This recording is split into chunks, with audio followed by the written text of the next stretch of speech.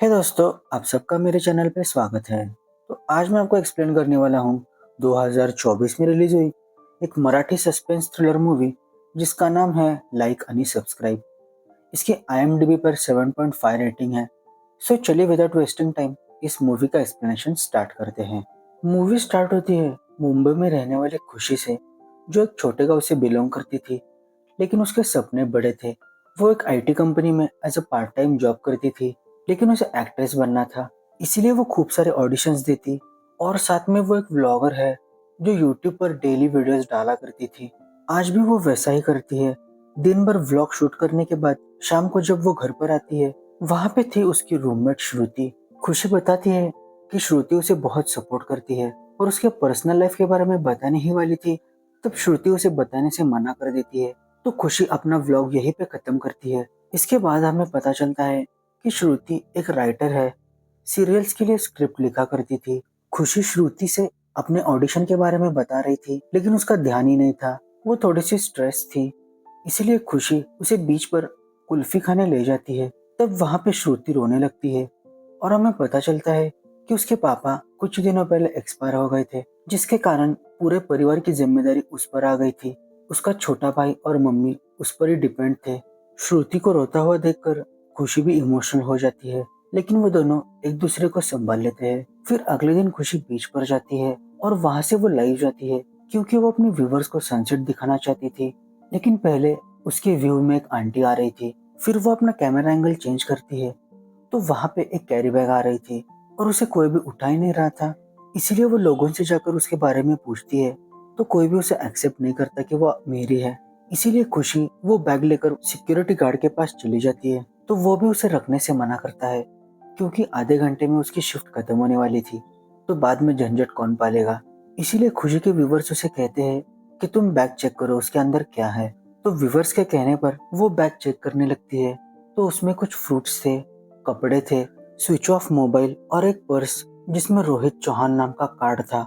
तो खुशी समझ जाती है जरूरी किसी रोहित नाम के बंदे का ही बैग होगा। और साथ में एक लॉन्ड्री का बिल था, जो कि उस बीच से काफी नजदीक ही था। इसीलिए खुशी डिसाइड करती है कि वो उस लॉन्ड्री वाले के पास जाएगी और वहां से उसे रोहित का एड्रेस मिल जाएगा। तो वहां पर जाने के बाद वो लॉन्ड्री वाला अपनी बेटी को बुलाता है, क्योंकि उसे भी वीडियोस बनाने का काफी शौक था। रोहित चौहान के बारे में पूछने पर वो बताता है कि ये हमारे रेगुलर कस्टमर है, यही पीछे वाली बिल्डिंग में रहते हैं। इसीलिए खुशी लॉन्ड्री वाले की बेटी मीनू को लेकर रोहित के अपार्टमेंट में चली जाती है। रोहित के फ्लैट का दरवाजा ओपन ही था, तो अंदर जाने के बाद खुशी शॉक रह जाती है, क्योंकि वहां पे रोहित की लाश पड़ी हुई थी। यहाँ से कहानी कुछ महीने पीछे चली जाती है, जहाँ पे रोहित अपने गांव में पार्टी कर रहा था और यहाँ पे उसका एक्चुअल नाम था रोहिदास और उसके अंकल थे दादा साहेब, जो कि एक पॉलिटिशियन थे। तो उन्होंने ये पार्टी ऑर्गेनाइज की थी। तो इसी पार्टी में रोहिदास एक आदमी को शराब पिला रहा था, लेकिन उसकी लीवर पहले से ही खराब थी। वो आदमी पीने से मना कर रहा था, लेकिन रोहिदास उसे जबरदस्ती पिला रहा था। ये सब कुछ दादा साहब दूर से देख रहे थे, तो वो रोहिदास को बुला लेते हैं और उसे वार्न कर रहे थे। लेकिन रोहिदास कहता है कि पहले से उसकी लीवर खराब है और कितने दिन जिएगा, और मैंने उसका इंश्योरेंस निकलवाया है। और उसकी पत्नी भी इस बात के लिए मान गई है। तो उस आदमी की मौत के बाद उसके पत्नी और घर वालों को काफी पैसे मिलेंगे और रोहित को भी अपना कमीशन मिलेगा। लेकिन दादा साहब रोहित को ये स्कैम बंद करने के लिए कहते हैं और उसे धमकाकर वहां से चले जाते हैं। फिर अगले दिन उन्हीं का आदमी, जिसका नाम था फैजल, वो रोहिदास से मिलने उसके घर पर आता है। तब वो बता रहा था कि उसके दादाजी की तबीयत बहुत खराब है और रोहिदास उनका लाइफ इंश्योरेंस निकाले, ताकि उनकी मौत के बाद फैजल को अच्छे पैसे मिले। लेकिन रोहिदास बताता है उसके दादाजी की उम्र बहुत ही ज्यादा हो गई है, इसीलिए लाइफ इंश्योरेंस नहीं हो सकता, लेकिन एक्सीडेंटल इंश्योरेंस हो सकता है। तो रोहिदास बताता है कि जब भी तेरे दादाजी की मौत होगी तो पहले मुझे कॉल कर, उसके बाद हम उनकी नेचुरल डेथ को एक्सीडेंटल डेथ में बदल देंगे। और वो लोग वैसा ही करते हैं। जब फैजल के दादाजी की मौत होती है, तो सारे घर वालों को बाहर निकालकर वो दोनों चुपके से दादाजी को रिक्शा में बिठाकर ले जाते हैं और रिक्शा का एक्सीडेंट हुआ है ऐसा दिखाकर एक्सीडेंटल क्लेम ले लेते हैं। लेकिन ये बात जब दादा साहब को पता चलती है, तो वो फैजल और रोहिदास को सारे पैसे उनके फंड में जमा करने के लिए कहते हैं।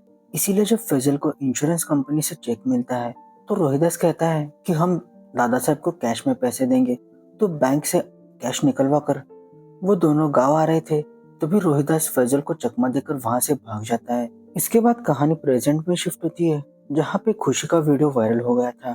इसीलिए पुलिस वालों ने खुशी, लॉन्ड्री वाला और मीनू को पुलिस स्टेशन बुला लिया था। पुलिस वाले खुशी को डांट रहे थे, तुम्हें ट्रेस पासिंग के बारे में कुछ पता भी है या नहीं, या फिर ऐसे ही किसी के भी घर में घुस जाती हो? कॉलेज में तुम्हें सिर्फ इतना ही सिखाया जाता है क्या?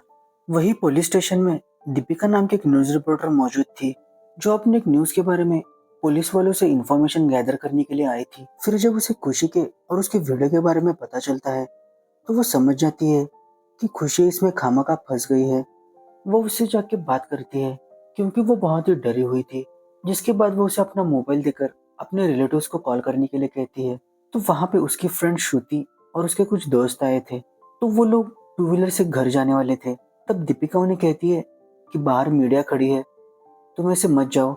इसलिए दीपिका खुशी को लेकर अपने कार में उसे घर ड्रॉप करती है। लेकिन वहां पे जाने पर पता चलता है कि उनके फ्लैट के ओनर ने उन्हें घर से निकाल दिया था, क्योंकि सुबह से 3 बार पुलिस आ चुकी थी और उन्हें कुछ पंगा नहीं चाहिए था। जिसके बाद खुशी और श्रुति दीपिका से कहती है कि हम लोग दूसरे फ्रेंड के घर पर चले जाएंगे। लेकिन शाम में दीपिका को खुशी का और एक वीडियो दिखाई देता है, जहाँ पे वो बता रही थी कि उसके फ्रेंड के घर वालों ने भी उन्हें आने से मना कर दिया है, इसीलिए उनको एक लॉज पर रुकना पड़ रहा है।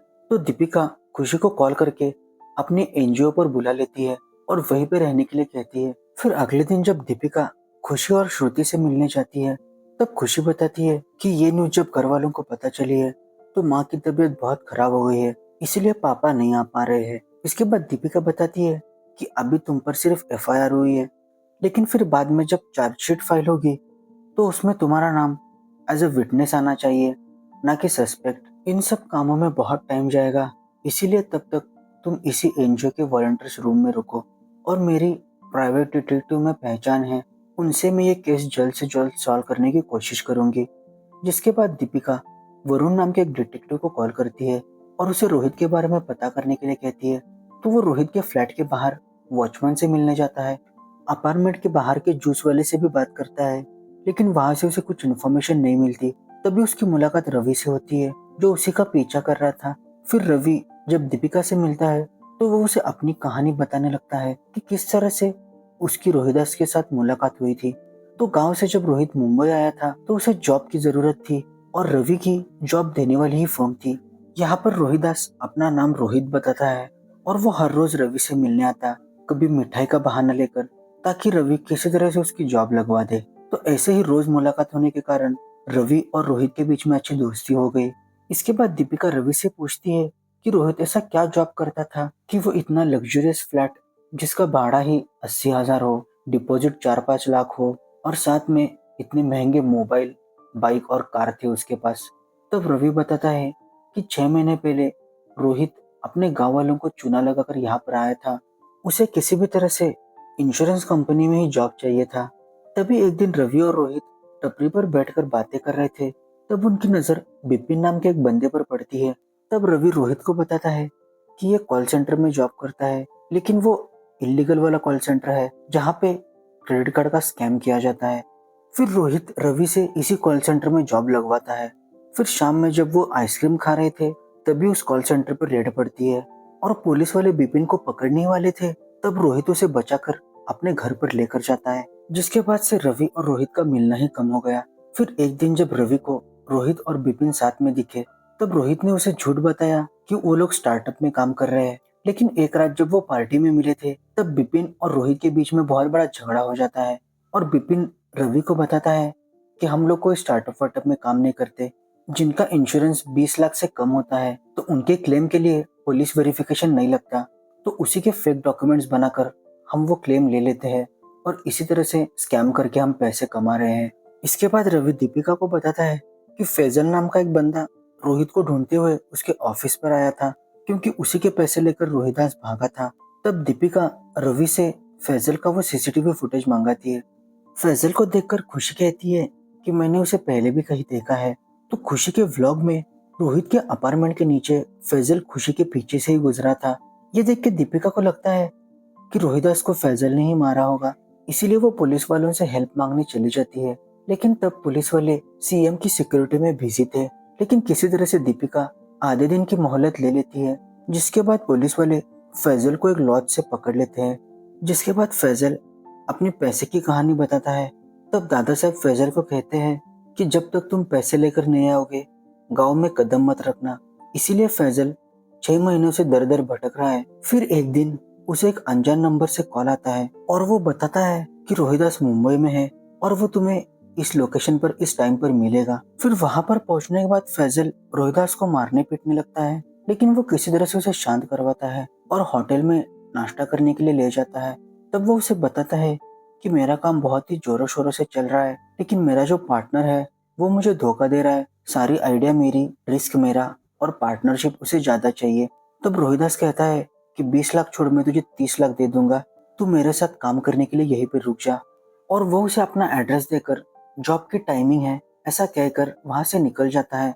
फिर शाम में जब फैजल उस एड्रेस पर पहुंचता है तब रोहिदास की मौत हो चुकी थी। इसीलिए वो हड़बड़ाकर कॉरिडोर से जा रहा था और तभी उसका वीडियो खुशी के व्लॉग में आ जाता है। तभी फैजल बताता है कि वो मुंबई छोड़कर गांव जाने ही वाला था। तभी उसे एक अननोन आईडी से मैसेज आता है जिसमें रोहिदास और फैजल झगड़ा कर रहे थे।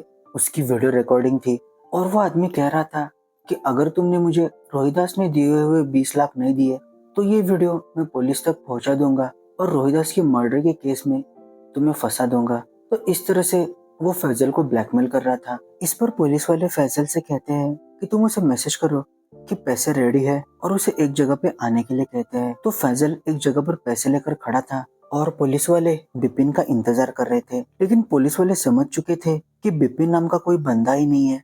रवि ने ही बिपिन नाम के बंदे को क्रिएट किया है।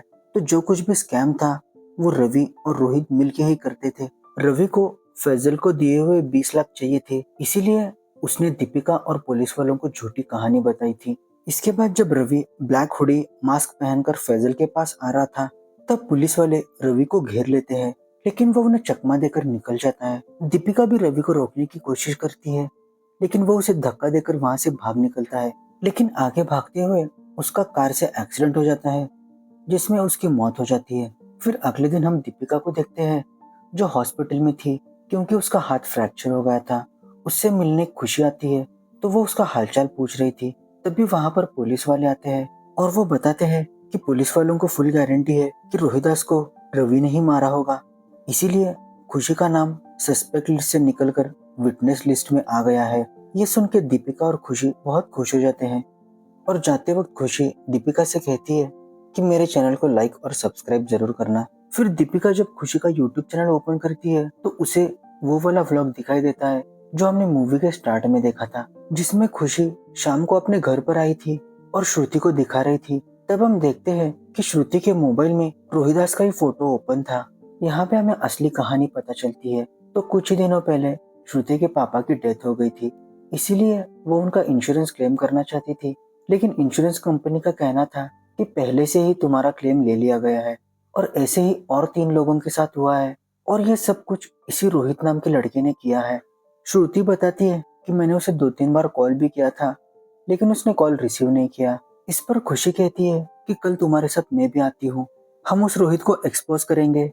ऐसे वीडियोस को बहुत व्यूज मिलते हैं। फिर वो दोनों जब ऑफिस पहुंचती है तो रोहित ऑफिस से निकल रहा था तो वो लोग उसका पीछा करते हैं।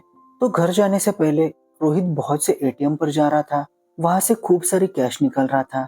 रोहित के इस हरकत से इन दोनों को डाउट आ जाता है, इसीलिए वो दोनों उसका पीछा करते हुए उसके अपार्टमेंट तक पहुंच जाती है। और जैसे ही वो कॉरिडोर से गुजर रही थी तब सिक्योरिटी गार्ड और कुछ लोग ये बात कर रहे थे कि लाइट नहीं है, लिफ्ट बंद है, सीसीटीवी भी बंद है। इसीलिए वो लोग चुपके से रोहित के फ्लैट तक पहुंच जाते हैं। तब रोहित देखता है कि उसके फ्लैट के दरवाजे का लॉक खराब हो गया था, इसीलिए वॉचमैन को बताने के लिए जब वो नीचे जाता है तब खुशी रोहित के फ्लैट में चली जाती है और श्रुति स्टेयर्स पर ही उसका इंतजार कर रही थी। तो जब रोहित वापस आएगा तो वो खुशी को कॉल करके बाहर बुला लेगी, लेकिन रोहित एक ही मिनट में वापस आ जाता है और खुशी अंदर डॉक्यूमेंट्स के फोटोज ले रही थी। तो श्रुति जब तक उसे कॉल करे रोहित फ्लैट के अंदर जा चुका था और वो खुशी को पूछ रहा था कि तुम यहाँ पे क्या कर रही हो और ये किस चीज की फोटोज ले रही हो, जल्दी से मोबाइल मुझे दो और ये फोटोज डिलीट करो। इसी बात को लेकर रोहित और खुशी के बीच में खींचातानी हो रही थी। तभी श्रुति भी अंदर आ जाती है तो रोहित श्रुति और खुशी को मारने लगता है और वो उनसे मोबाइल छीन रहा था, लेकिन तभी श्रुति को टेबल के नीचे हथौड़ा मिलता है जिसे उठाकर वो रोहित के सर पे मार देती है, जिससे वो वहीं पे गिर जाता है और उसके सर से खून बहने लगता है। ये सब देख के वो डर जाती है। तभी खुशी को याद आता है कि नीचे सीसीटीवी बंद है और वॉचमैन भी नहीं है। इसीलिए वो लोग अपनी सारी फिंगरप्रिंट्स निकाल कर, सारा सामान लेकर और रोहित के पास जो बैग थी पैसों वाली, वो भी लेकर वहां से निकल जाते हैं। लेकिन वो लोग जब बीच पर आते हैं तब खुशी को याद आता है कि उसका व्लॉगिंग वाला मोबाइल वहीं पे रह गया है, तो उन्हें वापस जाना होगा। लेकिन श्रुति उसे रोकती है और वो लोग प्लान बनाते हैं कि हम लोग लाइव जाएंगे। सनसेट दिखाने के बहाने वो लोग उस रोहित की बैग को भी अनजान दिखाते हैं और लौटाने का नाटक करते हुए वो लोग रोहित के फ्लैट में पहुंच जाते हैं। तभी बहाने से खुशी अपना व्लॉगिंग वाला मोबाइल लेकर नीचे चली आती है और इसी तरह से दीपिका के सामने सारी सच्चाई आ गई थी। तो वही हम खुशी और श्रुति को देखते हैं, जिनके सर से मर्डर का टेंशन अब निकल गया था और वो आजाद फील कर रही थी। और इधर दीपिका यही सोच रही थी कि उसे क्या करना चाहिए, क्योंकि रोहित ने जो गलतियां की थी उसकी सजा उसे मिल गई थी। तो इन मासूम खुशी और श्रुति को वो माफ कर देती है और खुशी के चैनल को लाइक और सब्सक्राइब करती है। और इसी हैप्पी एंडिंग के साथ ये मूवी एंड हो जाती है। तो आपको ये लाइक एंड सब्सक्राइब मूवी कैसी लगी, जरूर मुझे कमेंट सेक्शन में बताना। और अच्छी लगी होगी तो मेरे चैनल को जरूर सब्सक्राइब करना। Thanks for watching the video.